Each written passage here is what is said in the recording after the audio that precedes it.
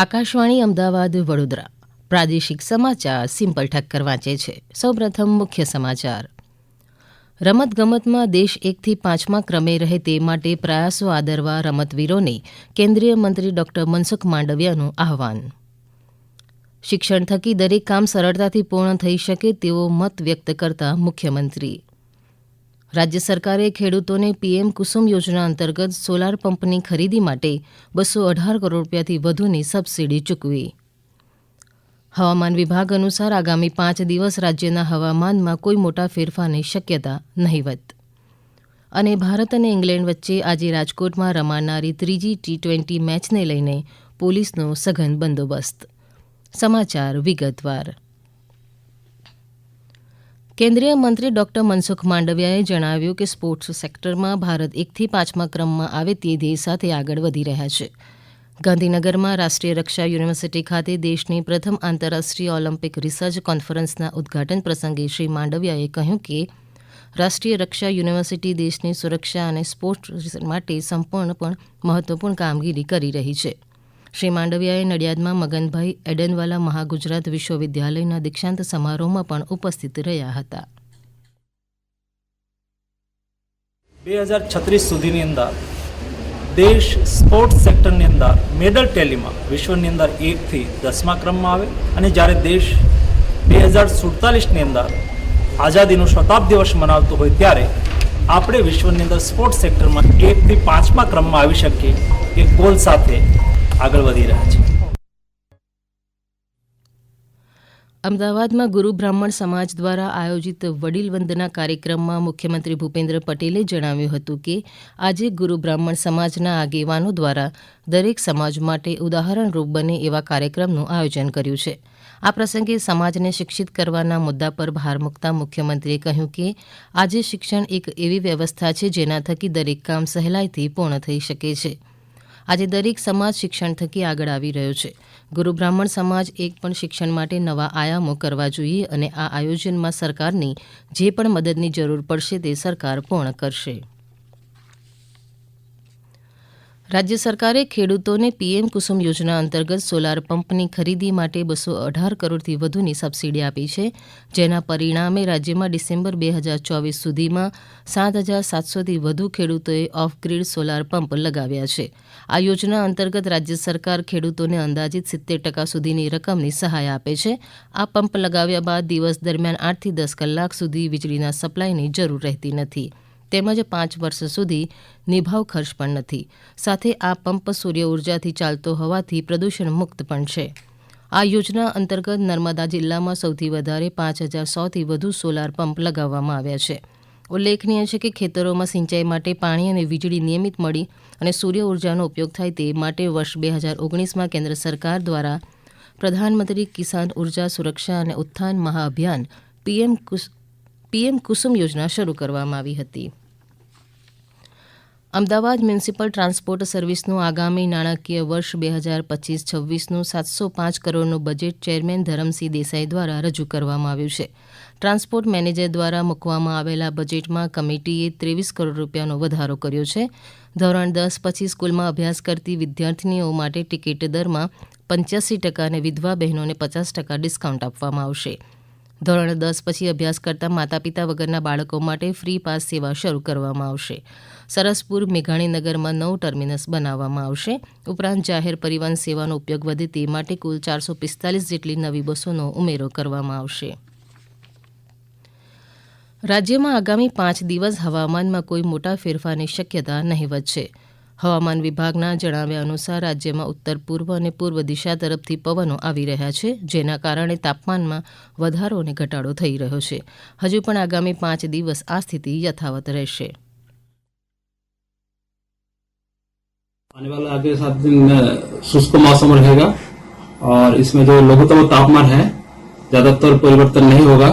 जो हवा का दिशा है वो उत्तर पूर्व से पूर्व दिशा में देते हैं. जब उत्तर वाला हवा ज्यादा हो जाता है तब टेम्परेचर डाउन हो जाता है और पूर्व वाला जो हवा ज्यादा हो जाने से फिर टेम्परेचर फिर बढ़ जाता है.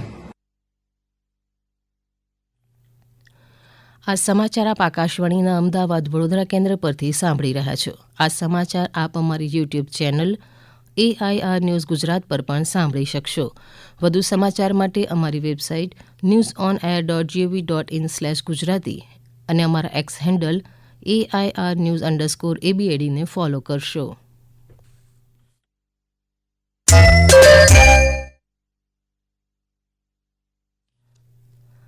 સૂર્યકુમાર યાદવની કેપ્ટનશીપ હેઠળની ભારતની ટીમ આજે રાજકોટમાં ઇંગ્લેન્ડ સામે ત્રીજી T20 મેચ રમશે. રવિવારે ટીમનું રાજકોટ ખાતે ઉષ્માભર્યું સ્વાગત કરવામાં આવ્યું હતું. શનિવારે ચેન્નઈમાં બીજી મેચ 2 વિકેટથી જીતીને ભારત 5 મેચની T20 શ્રેણીમાં 2-0થી આગળ છે. બંને ટીમોએ ગઈકાલે સૌરાષ્ટ્ર ક્રિકેટ એસોસિએશન સ્ટેડિયમમાં પ્રેક્ટિસ કરી હતી. ભારતે ઇજાગ્રસ્ત નીતિશકુમાર રેડ્ડી અને રિંકુ સિંહના સ્થાને શિવમ દુબે અને રમણદીપ સિંહનો સમાવેશ કર્યો છે. આજે રાજકોટમાં રમાનારી મેચને લઈને પોલીસ ચુસ્ત બંદોબસ્ત ગોઠવી દેવાયો છે. રાજકોટમાં તમામ લોકો શાંતિપૂર્ણ રીતે વ્યવસ્થિત રીતે આ ઇન્ટરનેશનલ T20 મેચનો એન્જોય કરી શકે એના માટે પોલીસ દ્વારા તમામ પ્રકારની તૈયારીઓ પૂર્ણ કરવામાં આવેલી છે. તમામ જે બંદોબસ્તનો રિહર્સલ કરવામાં આવેલો છે. પોલીસના તમામ અધિકારીઓ કર્મચારીઓને પ્રોપરલી બ્રીફિંગ કરવામાં આવેલું છે અને પબ્લિકને કોઈપણ પ્રકારની તકલીફ નહીં પડે એ પ્રકારનું આયોજનની વ્યવસ્થા કરવામાં આવેલી છે. રાજ્યના માનુષ શાહ અને દિયા ચિતાલે અલ્ટિમેટ ટેબલ ટેનિસની 86મી સિનિયર નેશનલ ટેબલ ટેનિસ ચેમ્પિયનશિપમાં પોતાનો પ્રથમ રાષ્ટ્રીય ખિતાબ જીત્યો છે.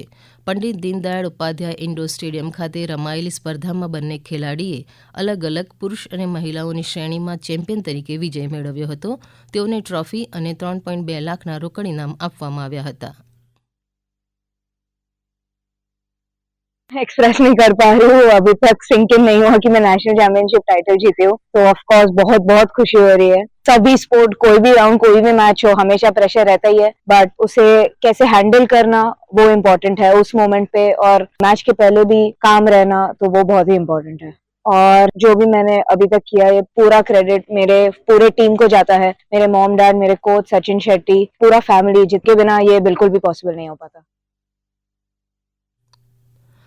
સ્થાનિક સ્વરાજ્યની ચૂંટણીને લઈને મહીસાગર અધિક જિલ્લા મેજિસ્ટ્રેટે જાહેરનામું બહાર પાડ્યું છે. જે અનુસાર ચૂંટણી હેઠળના વિસ્તારની સરકારી, અર્ધસરકારી, સહકારી આરામગૃહો તથા જાહેર સ્થળોનો રાજકીય પક્ષોના હોદ્દેદારો, કાર્યકરો, ચૂંટણી લડત ઉમેદવારો કે એજન્ટોએ રાજકીય હેતુસર અથવા ચૂંટણી પ્રચાર હેતુ ઉપયોગ કરવા પર પ્રતિબંધ ફરમાવ્યો છે. આ ઉપરાંત ઉમેદવારીપત્રો રજૂ કરતી વખતે ચૂંટણી અધિકારી કે મદદનીશ ચૂંટણી અધિકારીની ચેમ્બરમાં ઉમેદવાર, દરખાસ્ત કરનાર અને અન્ય વ્યક્તિ સહિત કુલ 5 લોકો જ પ્રવેશી શકશે. ભાવનગરની શિશુ વિહાર સંસ્થામાં કથાકાર મોરારી બાપુના અધ્યક્ષસ્થાને નાગરિક સન્માન કાર્યક્રમ યોજાઈ ગયો. શ્રી માનભાઈ ભટ્ટ સ્મારક નાગરિક સન્માન અર્પણ કરતા મોરારી બાપુએ કહ્યું કે સહાનુભૂતિ પછી પરોપકાર થાય તે સમાનુભૂતિ અનિવાર્ય છે. આ કાર્યક્રમમાં સેવાભાવી તબીબો નટુભાઈ રાજપરા તથા છોટાલાલ વર્મા, રચનાત્મક કાર્યકર્તાઓ અનુપભાઈ દોશી તથા જિજ્ઞાબેન દવે અને અધિકારી રહેલા મધુકાંતભાઈ ભાલાડને સન્માનિત કર્યા હતા. રાજકોટ જિલ્લા કલેક્ટર પ્રભવ જોશીના અધ્યક્ષસ્થાને જિલ્લા આરોગ્ય સંકલન સમિતિ તેમજ આરોગ્ય સોસાયટી ગવર્નિંગ બોડીની બેઠક યોજાઈ. આ બેઠકમાં કલેક્ટરે ટીબી મુક્ત ભારત અભિયાન અંતર્ગત થયેલી કામગીરીની સમીક્ષા કરી. આ ઉપરાંત ઉમદા કામગીરી કરનાર આરોગ્ય વિભાગના 25 ડોક્ટર અધિક્ષકોને પ્રમાણપત્ર એનાયત કર્યા. અંતમાં મુખ્ય સમાચાર. રમતગમતમાં દેશમાં 1 થી 5મા ક્રમે રહે તે માટે પ્રયાસો આદરવા રમતવીરોને કેન્દ્રીય મંત્રી ડોક્ટર મનસુખ માંડવિયાનું આહવાન. શિક્ષણ થકી દરેક કામ સરળતાથી પૂર્ણ થઈ શકે તેવો મત વ્યક્ત કરતા મુખ્યમંત્રી. રાજ્ય સરકારે ખેડૂતોને પીએમ કુસુમ યોજના અંતર્ગત સોલાર પંપની ખરીદી માટે 218 કરોડ રૂપિયાથી વધુની સબસિડી ચૂકવી. હવામાન વિભાગ અનુસાર આગામી 5 દિવસ રાજ્યના હવામાનમાં કોઈ મોટા ફેરફારની શક્યતા નહીવત. અને ભારત અને ઇંગ્લેન્ડ વચ્ચે આજે રાજકોટમાં રમાનારી ત્રીજી T20 મેચને લઈને પોલીસનો સઘન બંદોબસ્ત. આકાશવાણીના અમદાવાદ વડોદરા કેન્દ્ર પરથી પ્રાદેશિક સમાચાર પૂરા થયા.